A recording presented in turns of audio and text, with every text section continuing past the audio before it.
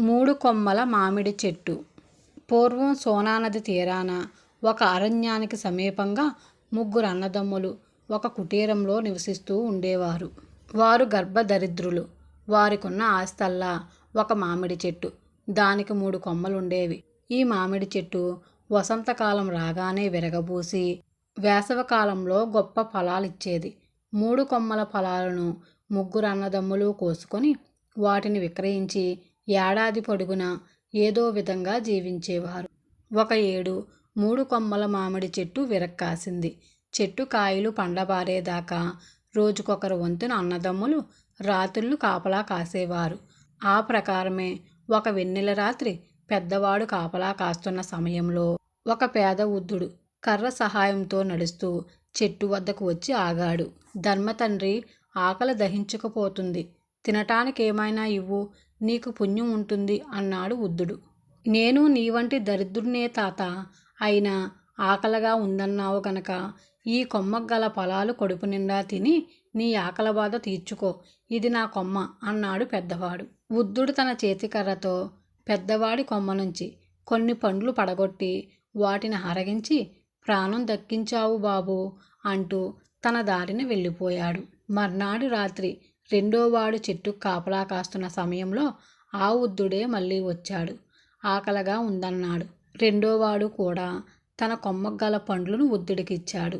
మూడో రాత్రి ఇదే విధంగా వృద్ధుడు మూడోవాడి కొమ్మకు గల పండ్లను తిని వెళ్ళిపోయాడు.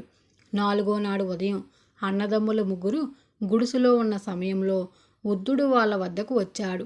బాబుల్లారా, మీరు ముగ్గురు దయాపరులు, మీ రుణం ఉంచుకోవడం నాకిష్టం లేదు.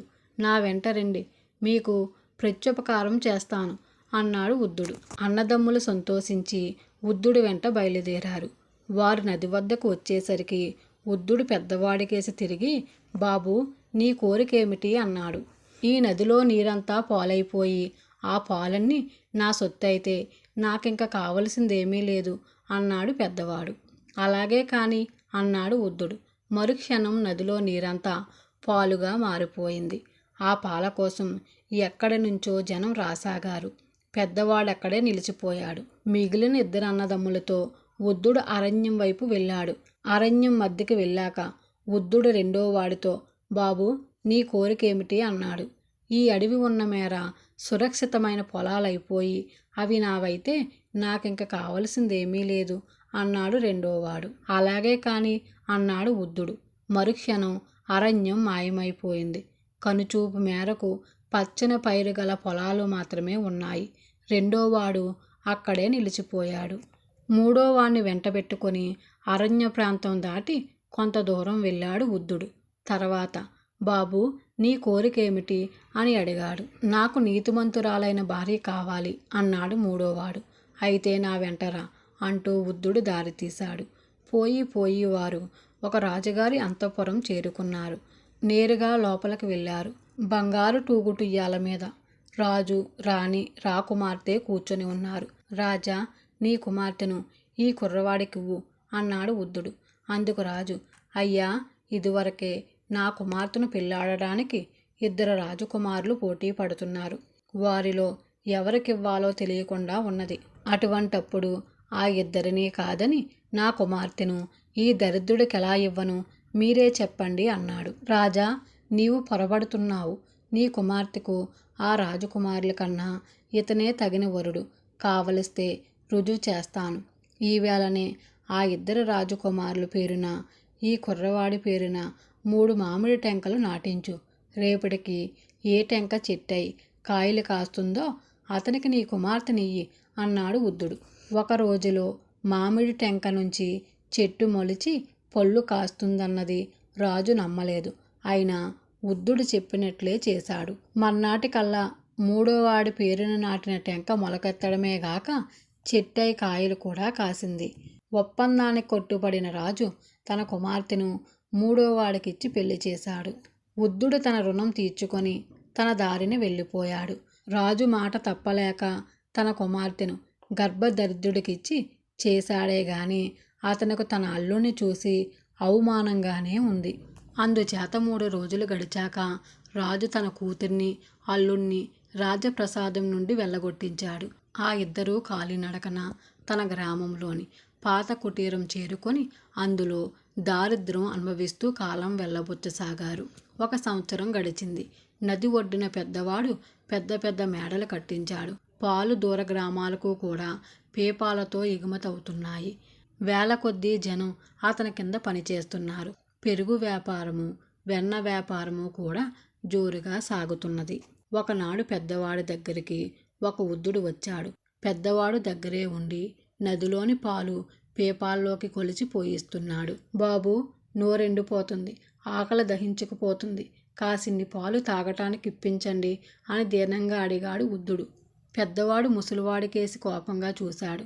అతను వృద్ధుణ్ణి గుర్తించకుండానే ఇలా అందరికీ పాలు దానం చేస్తే ఇక వ్యాపారం సాగినట్టే, పో ఇక్కడి నుంచి అని కసిరాడు. మరుక్షణమే నదిలోని పాలు నీరైపోయింది. అక్కడ వెలిసిన మేడలు మిద్దెలు అదృశ్యమైపోయాయి.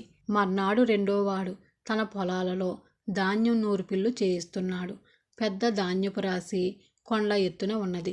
వృద్ధుడు రెండోవాణ్ణి సమీపించి, బాబూ, ముసలివాణ్ణి ఇంత గంజి కాచుకు తాగుతాను, ధర్మప్రభువులు కాసిన్ని ధాన్యం ఇప్పించండి అని అడిగాడు. రెండోవాడు వృద్ధుణ్ణి గుర్తించలేదు.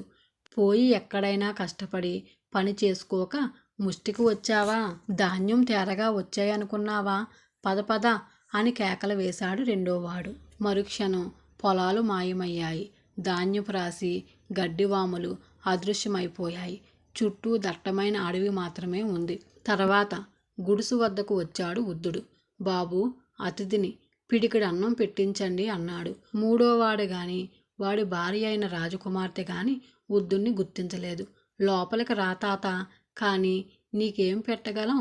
కుండలో ఇంత గంజి ఉంది, మాతో పాటే నువ్వు కూడా అదే తాగుదువు గాని అన్నారు వాళ్ళు. ముగ్గురు భోజనానికి కూర్చున్నారు.